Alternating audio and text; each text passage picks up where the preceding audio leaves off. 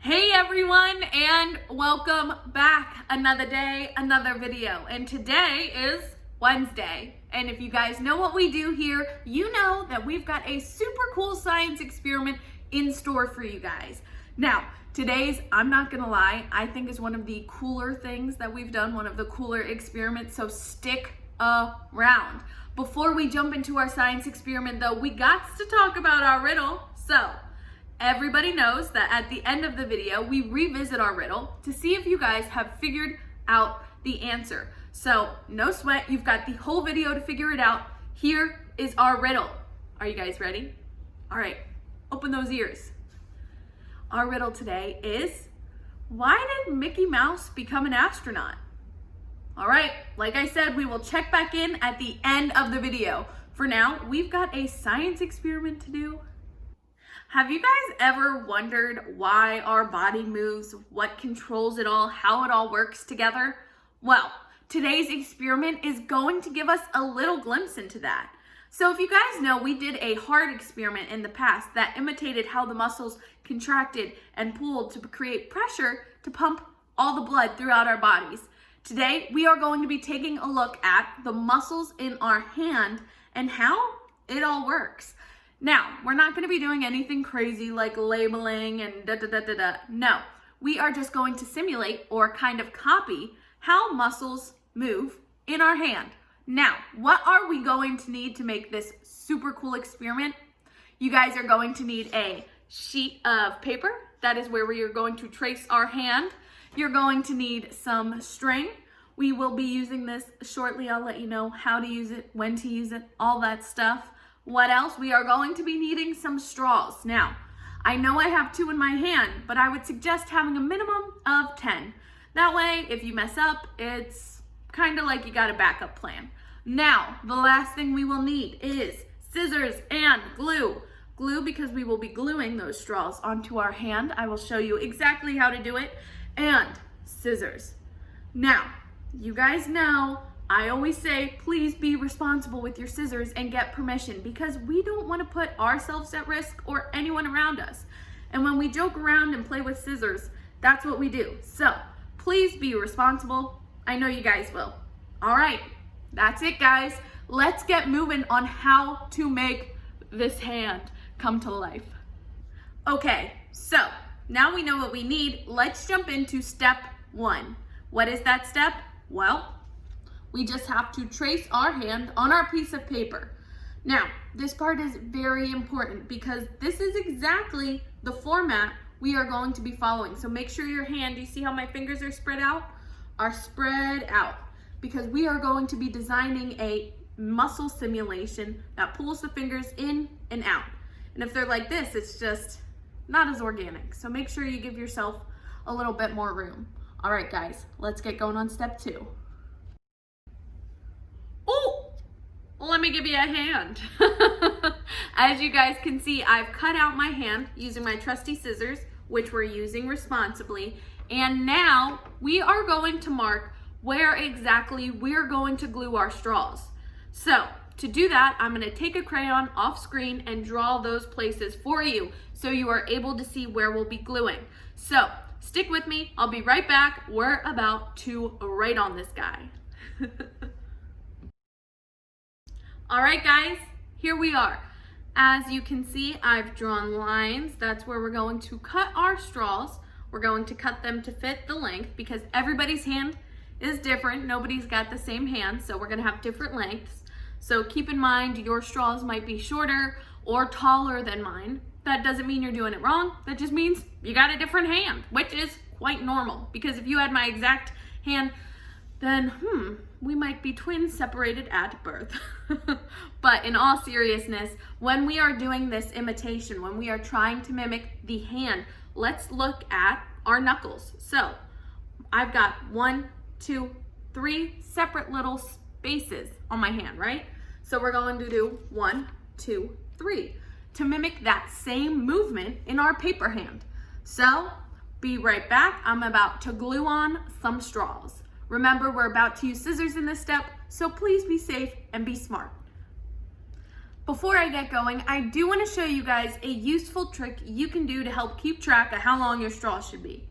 So I don't know if you can really see, but I've got markings. I've put them in crayon or pen or pencil, whatever you're using. I've marked where I'll be cutting.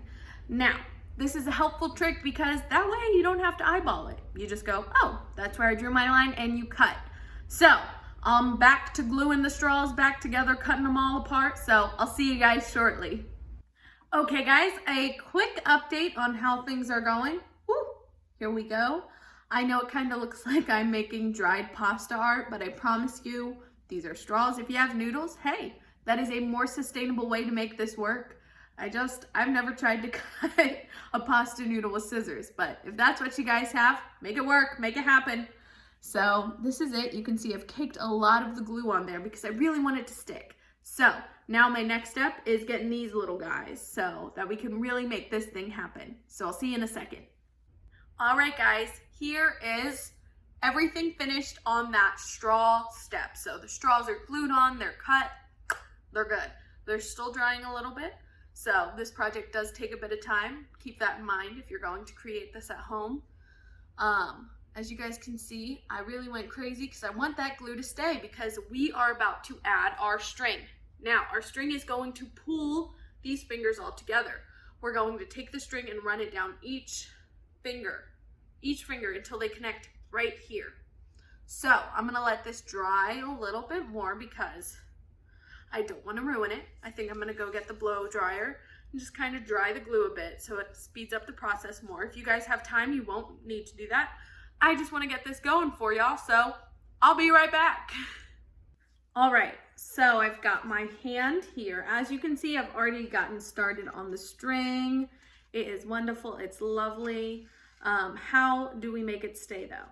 So, as you can see, I've gotten it all the way through, right? It's all through every straw, right? So we're going to take this top one and we're going to take it through the straw again. So it's already in the straw. We're going to make another loop because we want it to move. We don't want it to just hang there. We need to create some tension in order for it to move. So I'm taking the string, I'm taking this top straw, and I'm looping it back through. All right. I hope I did that so you guys can see it correctly. Here we go. So, boom. You can see where I looped right here and we are pulling through. So, I might have to glue that one down again, but you get the idea. That is the process we are going to follow for every single finger. So, get going, guys. I'll meet you after I've finished this hand. And I'll show you what to do with all the loose strings at the bottom, right here, because that's gonna be the most important, making our hand move. All right, guys, I'll see you in just a second. All right, guys, are you ready? Are you ready? I don't think you are. This has been one of the coolest experiments projects that we've done on this channel. And it's a bit of hard work, I'm not gonna lie to you. It took a lot of time and dedication because inevitably, things will not go exactly how you want, but it came together and it is so stinking cool. Here it is. So I'm holding it right here because I don't have a big straw to put it in and I don't really think you need one, honestly. So here is it. Here it is. As you can see on all the fingers, I tied them around just to create that tension, like I said earlier, so we can do this. So make sure these are all tied. As you can see, I have my knot, and then you guys ready?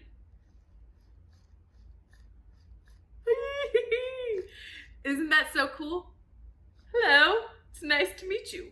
Oh, will you hand me that, please? So this is it, guys. This is our hand. Now, like I said, you can put it on a stick, you can make it do a whole thing, you can put it on the wall, make it a fun piece of interactive art. It is so up to you. But through doing this, we realized how complicated and complex our bodies are. All these muscles, all these bones working together to make sure we're functioning correctly, to make sure we can pick things up. How cool. So now that we finished our experiment, let's move on to our positive action. Today, our positive action or positive tip is focusing on being resourceful.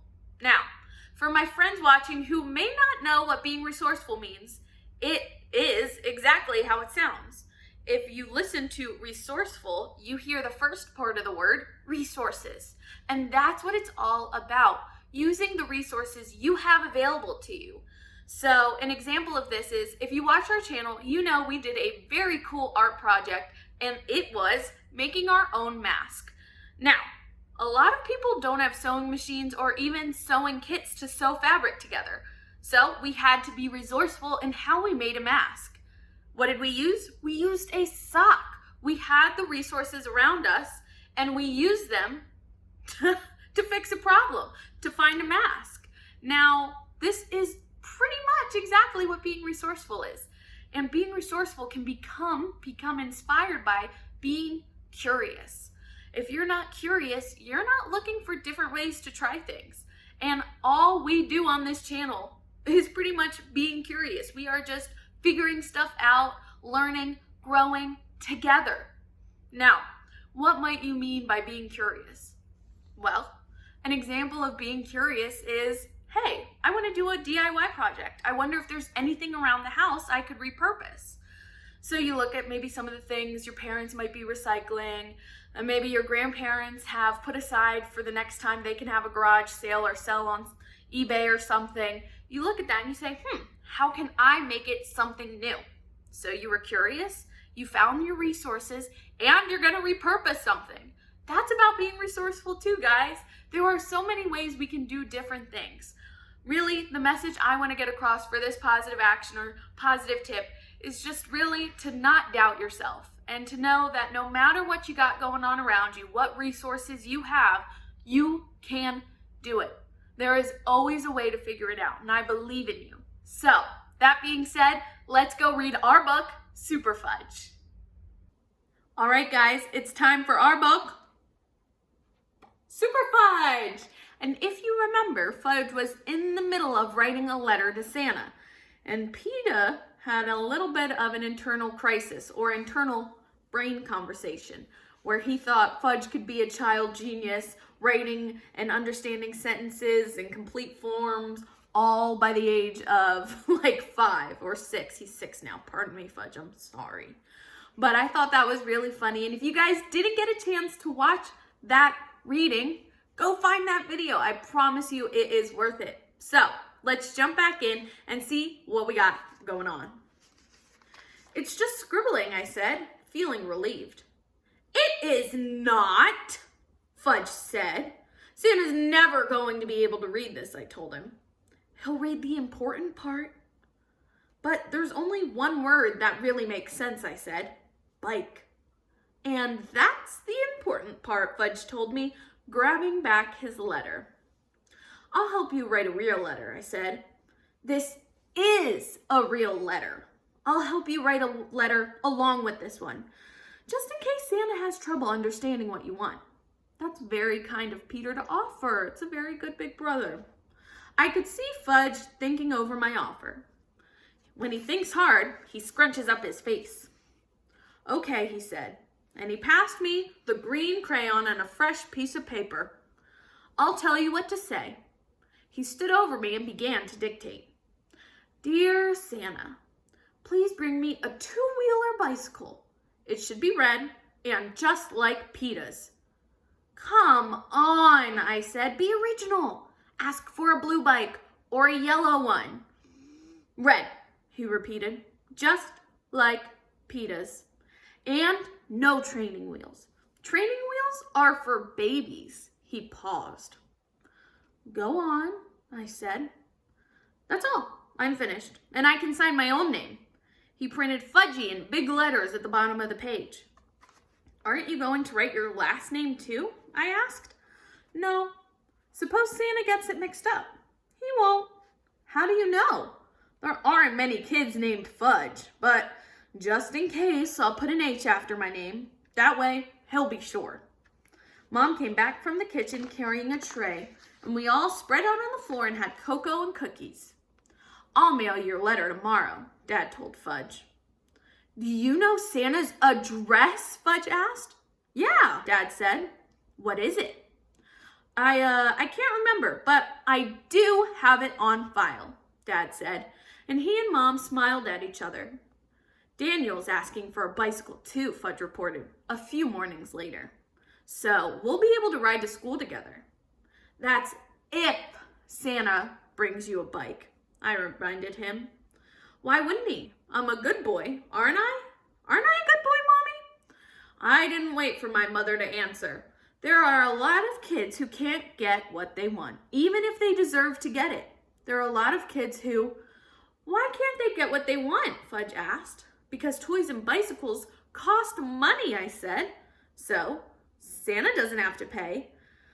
That's not exactly how it works, I said, gulping down my milk. Then, how does it work? Ask Mom and Dad. They'll tell you. I gathered my books and zipped up my jacket. How does it work? Fudge asked. Hurry up, Fudgy, Mom said, avoiding the question, or you'll be late to school, and who wants that? That night, after Tootsie had been put to sleep, Fudge got after the rest of us to write our own letters to Santa. The early bird catches the worm, he said. Who told you that? Uncle Feather, I asked, laughing. No, Miss Muldor, Fudge answered, seriously. He handed each of us a pencil and piece of paper. Only 3 weeks to go, he said. Then he danced around singing, he's making a list, he's checking it twice, gonna find out who's naughty and nice. Santa, who is coming to town? Santa who? I said. Santa Claus, he laughed, clapping his hands. Get it? It's a joke. I say Santa who, and then you say Santa who, and then I say Santa Claus. Get it? Get it? Yeah, sure, I get it. Isn't that a good joke? Yeah, great. Daniel taught it to me. I'm not surprised. Fudge put his hands on his hip. Now, hurry up and write those letters to Santa, he said. Rather than argue, we wrote our letters. I knew what was coming next. Now, everybody reads their own letters out loud. You first, Peta. I looked over at Mom and Dad. They nodded their heads, encouraging me. So I read my letter, feeling like a kindergarten baby for the first time in a long time. Dear Santa, please bring me one or more of the following items: a clock radio, a remote-controlled model airplane, a laptop computer, an MP3 player, and 6 CDs.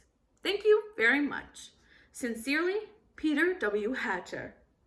All right, guys, that is where we'll leave it off. We'll leave it right at the end of Peter telling us about what he's asking Santa for. Before I say my goodbyes, we of course have to talk about our riddle. So, if you guys remember at the beginning of the video, I asked you about this riddle. Why did Mickey Mouse become an astronaut? And now I've got an answer for you. And like I said, I really like this one because I think it's super cute and fun. So, the answer is because he wanted to visit Pluto. Get it? His dog's name is Pluto. The planet's name is Pluto. That's why he became an astronaut. I thought it was funny, and I hope you guys did too. And until tomorrow, I'll see you later. Thank you guys for watching.